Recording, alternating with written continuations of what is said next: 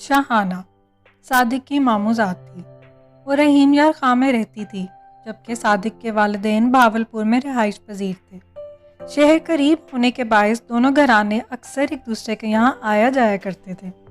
والدین کا خیال تھا جب یہ بچے تعلیم مکمل کر لیں گے تو ان کی آپس میں شادیاں کر دی جائیں گی۔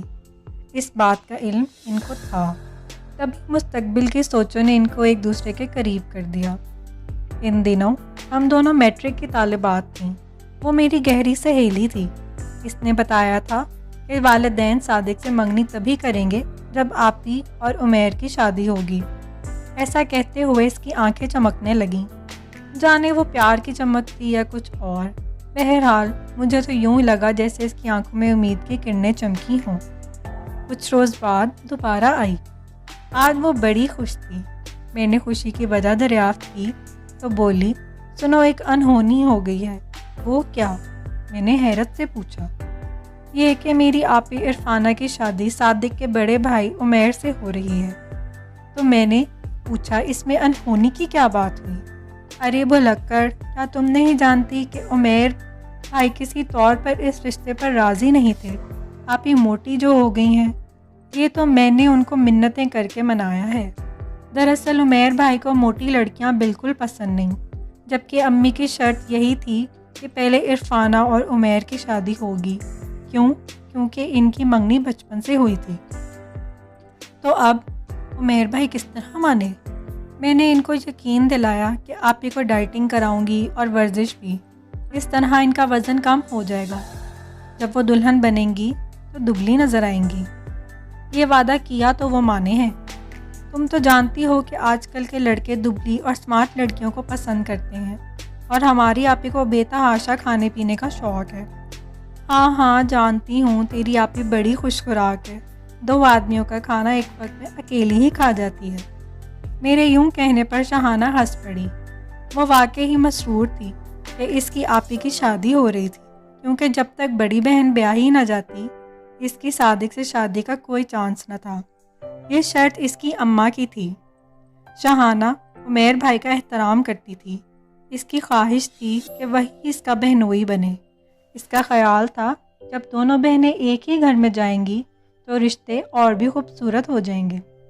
شادی کی تاریخ طے ہو گئی۔ شاہانہ اور اس کے گھر والے شادی کے ہنگاموں میں کافی مگن تھے۔ صادق بھی بہت خوش تھا۔ اس کا خیال تھا کہ جب عرفانہ آپی اس کی بھابھی بن کر گھر آ جائے گی تو اسے شاہانہ سے ملنے کا موقع ملے گا، اور آپی جلد اس کی شادی بھی کرا دیں گی، کیونکہ ایک ہی گھر ہوگا تو دونوں بہنیں سکھ اور آرام سے رہیں گی۔ آپی سے ایسی توقع کسی کو نہ تھی کہ وہ بری بہو ثابت ہوگی۔ آپی نے جاتے ہی عجیب سا رویہ اپنا لیا۔ ماموں ممانی کا خیال تھا کہ ان کی بھانجی ہے، بہو بن کر سکون دے گی، مگر سکون تو کجا، آپی نے ان کا سکھ چین آرام حرام کر ڈالا۔ وہ بچوں کی طرح بات بات پر روٹھنے لگی۔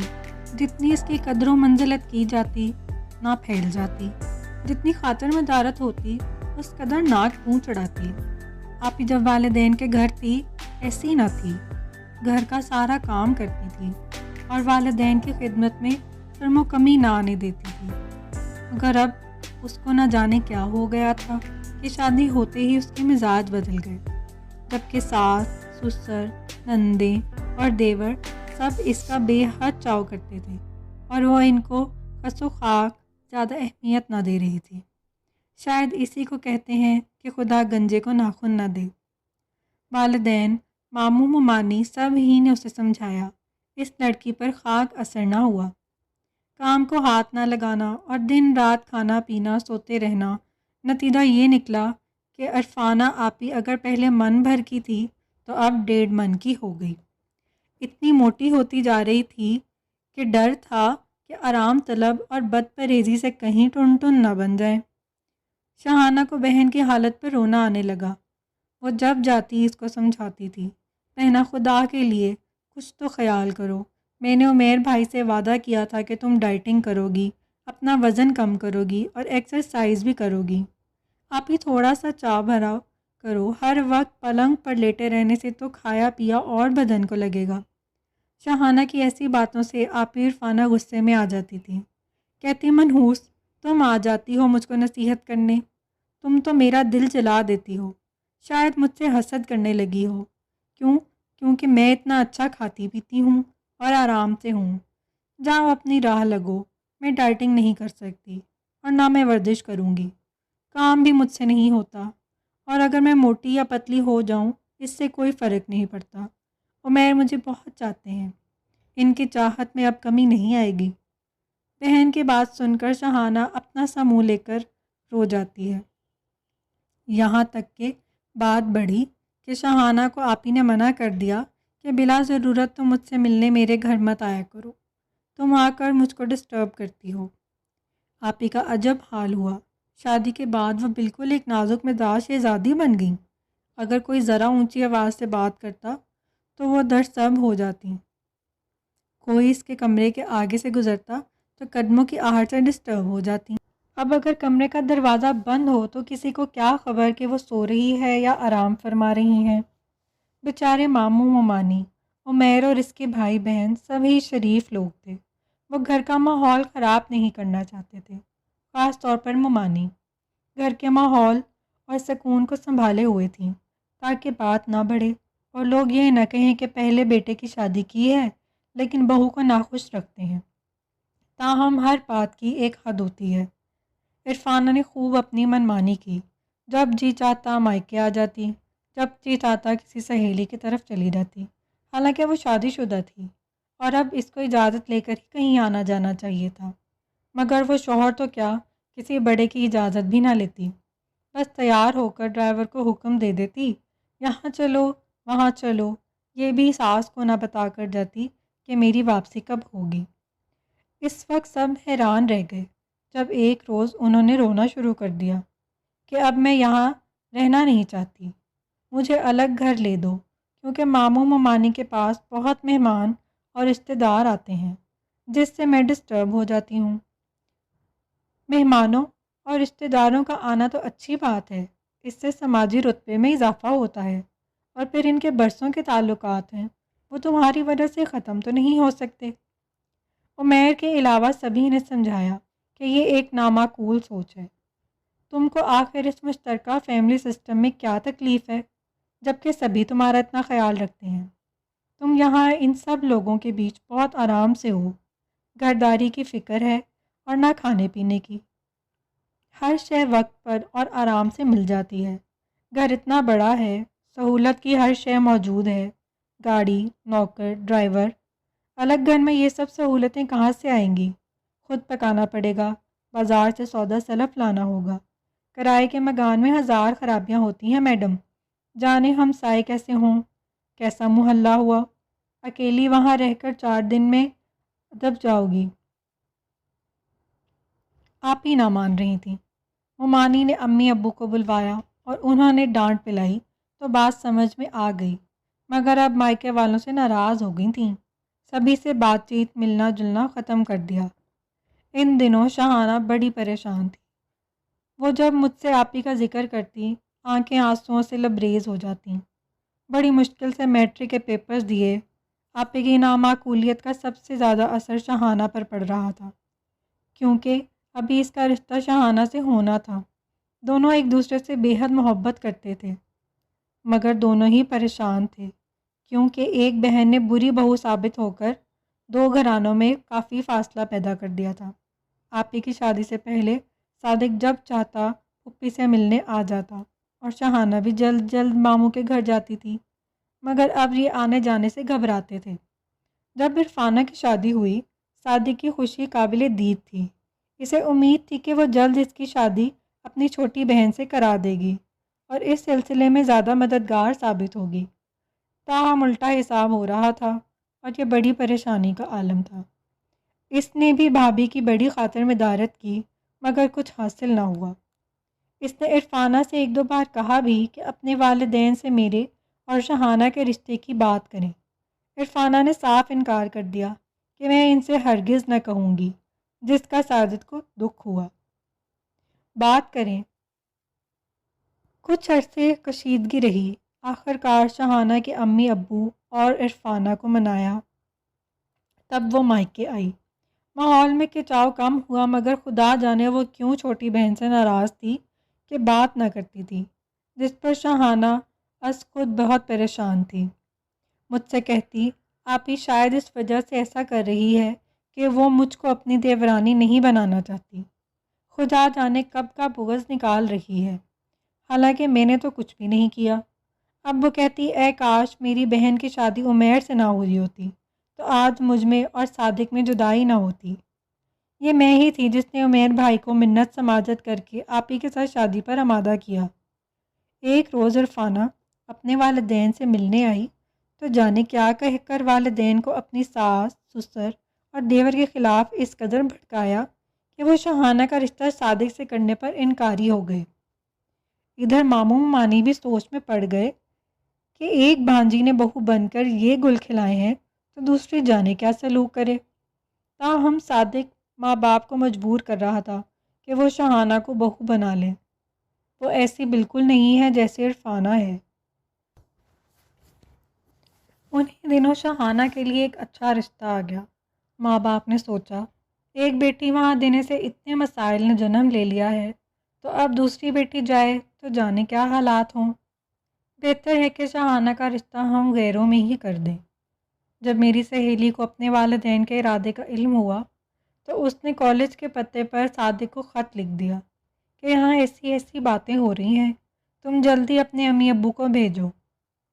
صادق نے والدین کو بتایا کہ پھپھی شاہانہ کو کسی اور جگہ بیاہنے کا سوچ رہی ہیں، آپ لوگ جلد جائیں کیونکہ میں اس کے سوا کہیں اور شادی نہ کروں گا۔ والدین فوری طور پر بھابھی کے مائکے روانہ ہو گئے اور انہوں نے اس قصے کو ختم کرایا۔ ان سے ایک غلطی یہ ہوئی کہ انہوں نے منگنی یا شادی کی تاریخ نہ لی اور دوبارہ آنے کا کہہ کر آ گئے۔ شاہانہ خوش تھی کہ چلو غیروں میں رشتہ ہو جانے کا خطرہ تو ٹلا۔ عید میں چند روز باقی تھے کہ شاہانہ اپنے والدین کے ہمراہ ماموں کے گھر گئی۔ صادق کی دوہری عید ہو گئی کہ شاہانہ کی دید ہو گئی تھی۔ اب امید کے کرن دوبارہ چمکنے لگی کہ بگڑے ہوئے معاملات سنبھل جائیں گے۔ ماموں نے اصرار کیا کہ عید آپ لوگوں نے ہمارے ساتھ کرنی ہے۔ وہ بھی چاہتے تھے کہ عرفانہ کے رویے سے بہن کے ساتھ جو دوری ہو گئی تھی وہ دور ہو جائے اور دونوں گھرانے پہلے کی طرح شیر و شکر ہو جائیں۔ عید کے روز سب نے ایک دوسرے کو خوش آمدید کیا، گلے ملے، پکوان تیار ہونے لگے اور گھر میں ہر طرف خوشی کی لہر دوڑ رہی تھی۔ عید کی نماز پڑھنے کے لیے مرد گئے ہوئے تھے، صادق بھی مسجد گیا ہوا تھا۔ شاہانہ بہن کے کمرے میں گئی اور عرفانہ کو عید مبارک کہی۔ اس نے جواب میں کہا، مجھے پتہ ہے کہ تم کس وجہ سے یہاں رکی ہوئی ہو، مگر یاد رکھنا کہ صادق کے ساتھ تمہاری شادی نہ ہونے دوں گی۔ کیوں آپا؟ میں نے آپ کا کیا بگاڑا ہے جو عید کے دن آپ ایسی باتیں کر رہی ہیں؟ ابھی تو کچھ نہیں بگاڑا، مگر جب تمہاری شادی ہو جائے گی اور تم یہاں آ جاؤ گی تو میں جانتی ہوں تم کیا کرو گی۔ خود اچھی بن کر دکھانے کی کوشش میں تم میری زندگی برباد کر ڈالو گی۔ ماموں اور ممانی کی خوشامد کرو گی، تم ان کی خدمت کرو گی اور میرا عیش و آرام حرام کر دو گی تاکہ وہ تم کو اچھا جانے۔ ایسے میں پھنس جاؤں گی، ایک بہن اچھی اور ایک بری ثابت ہو جائے گی۔ آپ کیسی باتیں کر رہی ہیں؟ میں ٹھیک کہہ رہی ہوں، میں تمہاری عادت کو جانتی ہوں۔ بڑی مشکل سے میں نے اپنے لیے سکون حاصل کیا ہے جس کا تم آتے ہی درہم کر دو گی۔ لہٰذا میں نہیں چاہتی کہ تم صادق کی دلہن بنو۔ تمہاری شادی کسی دوسرے اچھے گھرانے میں ہو جائے گی اور میری مشکلات میں اضافہ نہ کرو۔ عرفانہ کی باتیں سن کر شاہانہ ضبط نہ کر سکی اور اس کی آنکھوں سے آنسو بہنے لگے۔ اتنے میں صادق اور ماموں وغیرہ عید کی نماز پڑھ کر آ گئے تو شاہانہ اپنے آنسو چھپانے کے لیے غسل خانے میں چھپ گئی۔ منہ دھو کر وہ باہر آئی تو اس کی آنکھیں سوجی ہوئی تھیں اور وہ سب کے سامنے جانے سے کترا رہی تھی۔ ماموں کے پڑوس میں ہی ان کے رشتہ دار رہتے تھے۔ وہ سب کی نظروں سے بچنے کے لیے وہاں چلی گئی۔ جب صادق نے اس کو پڑوس میں جاتے دیکھا تو وہ پریشان ہو گیا اور اس کے پیچھے پیچھے گیا۔ گلی میں اس کو روک کر پوچھا، کہاں جا رہی ہو؟ کچھ کہنے کو لب کھولے تو زبان نے ساتھ نہ دیا اور بے اختیار رو پڑی۔ صادق گھبرا گیا اور کہا کیا بات ہے بتاؤ۔ اچھا گھر چلو، مگر عرفانہ کے خوف سے وہ گھر نہیں جا رہی تھی۔ تبھی صادق موٹر سائیکل لے آیا کہ چلو بیٹھو پارک میں چل کر بات کرتے ہیں۔ وہ موٹر سائیکل پر بیٹھ گئی، دونوں پارک آ گئے اور ایک بینچ پر بیٹھ گئے۔ کیا بات ہے مجھے بتاؤ۔ کیا بتاؤں، آپ ہی ہماری دشمن بن گئی ہیں، خدا جانے ان کو کیوں مجھ سے اور تم سے اللہ واسطے کا بیر ہو گیا ہے۔ کہیں کہتی ہیں کہ تمہاری شادی صادق سے نہ ہونے دوں گی، وہ کیوں؟ وجہ ہی تو معلوم نہیں۔ تم اس گھر میں رہتے ہو، تم بہتر بتا سکتے ہو۔ شہانہ مجھے تو آج تک تمہاری بہن کی سمجھ ہی نہیں آئی کہ اس کا یہ عجیب و غریب رویہ کس وجہ سے ہے۔ اب تو عمیر بھائی بھی پریشان ہیں، بیچارے پچھتاتے ہوں گے عرفان آپی سے شادی کر کے۔ بڑی کمال کی چیز ہے، ان سے تو رویہ اچھا رکھتی، باقی سب کے تو ناک میں دم کر رکھا ہے۔ ابھی وہ یہ باتیں کر ہی رہے تھے کہ ماموں اور شہانہ کے ابو کا ادھر سے گزر ہوا۔ وہ شاید یہی دیکھنے نکلے تھے کہ دونوں گھر پر نہیں ہیں تو عید کے روز کہاں گئے ہیں۔ اے کاش کہ کسی رشتہ دار کے گھر گئے ہوتے تو بھی معافی کا ایک بہانہ ہو جاتا کہ شہانہ کو اپنی کسی کزن سے عید ملنے جانا تھا۔ صادق کی منت کی تو وہ لے آیا، مگر یہ تو دنیا سے بے خبر پارک میں بیٹھے تھے۔ بزرگوں کو اس بات پر غصہ آیا کہ باتیں کرنے کے لیے کیا گھر نہیں تھا جو یہ شاہراہ عام پر آ گئے۔ جب گھر میں ان کو باتیں کرنے سے کوئی منع نہیں کرتا تو پھر ادھر پارک میں آ کر بیٹھنا کیا معنی۔ محلے دار، رشتہ دار سبھی عید کے دن پارک میں جاتے ہیں تو کوئی کیا سوچے گا۔ اچھی بھلی عزت خاک میں ملا دی۔ وہ ان کو گھر لائے اور خوب لان تان کی۔ عید کا مزہ کرکرا ہو گیا۔ شہانہ کے والدین اسے لے کر اسی شام گھر واپس لوٹ آئے۔ ایک بار پھر دونوں خاندانوں میں بدمزگی ہو گئی۔ عرفانہ کو بھی جدائی بڑھانے کا موقع مل گیا اور اس نے بہن کے خلاف ساس سسر کو خوب بھڑکایا۔ جب وہ کافی دنوں تک شہانہ کے گھر نہ آئے تو انہوں نے یہی سمجھا کہ اس کا رشتہ لینے کا ارادہ نہیں ہے۔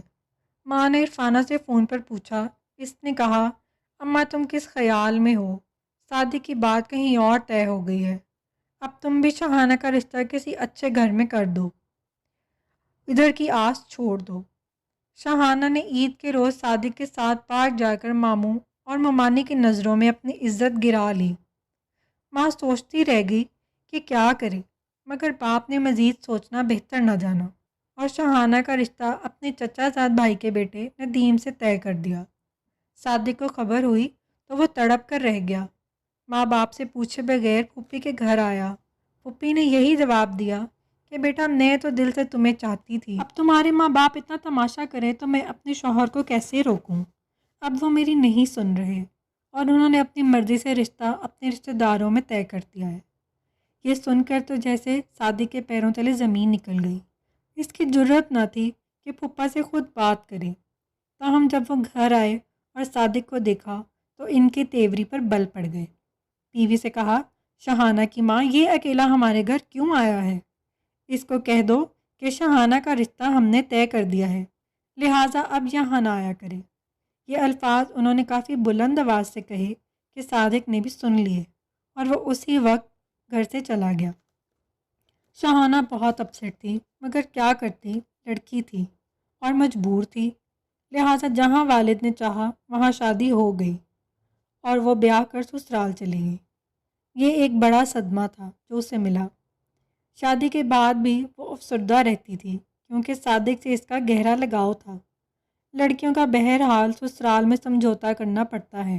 شوہر بھی کچھ اچھی خصلت کا نہ تھا، زیادہ تر باہر رہتا اور دوسری عورتوں سے تعلق رکھنا اس کا محبوب مشغلہ تھا۔ اس حال میں یہ بیچاری 2 بچوں کی ماں بن گئی اور خود کو بچوں کی پرورش میں گم کر دیا۔ ایک دن شہانہ مائکے آئی تو ایک پڑوسن کی لڑکی اس کے ملنے آئی۔ یہ اس کی بڑی بہن عرفانہ کی سہیلی تھی۔ باتوں باتوں میں رضیہ نے بتایا کہ عرفانہ میرے بھائی عاصم سے پیار کرتی تھی، اسی وجہ سے وہ عمیر سے شادی نہیں کرنا چاہتی تھی۔ میرے بھائی کے ساتھ اس کی محبت بچپن سے تھی اور میں ہی ان کے درمیان پیغام رسا ہوتی تھی۔ وہ جانتی تھی کہ عمیر کو موٹی لڑکیاں پسند نہیں، تبھی وہ جان بوجھ کر زیادہ کھاتی تھی تاکہ موٹی ہو جائے اور عمیر خود انکار کر دے۔ عمیر نے انکار کر دیا تھا، مگر تم نے اس بیچاری کے خواب چکنا چور کر ڈالے۔ تم نے عمیر کو عرفانہ سے شادی پر راضی کیا، جس کا تمہاری بہن کو بہت دکھ تھا، مگر وہ ماں باپ کے ڈر سے کچھ نہ بول سکی تھی، مگر تم کو بہت بددعائیں دیتی تھی کہ تم اس کی محبت کا خواب اجاڑ چکی تھی۔ اگر تم ایسا نہ کرتی اور عمیر سے شادی سے انکار ہو جاتا تو ہم لوگ عرفانہ کا رشتہ لینے آنے والے تھے۔ ابو کی دوستی ہمارے ابو سے تھی اور ہم لوگوں کو یقین تھا یہ رشتہ ہو جائے گا، مگر عمیر سے رشتہ چونکہ تمہارا خاندانی معاملہ تھا، لہٰذا ہم لوگوں کی کامیابی محال تھی۔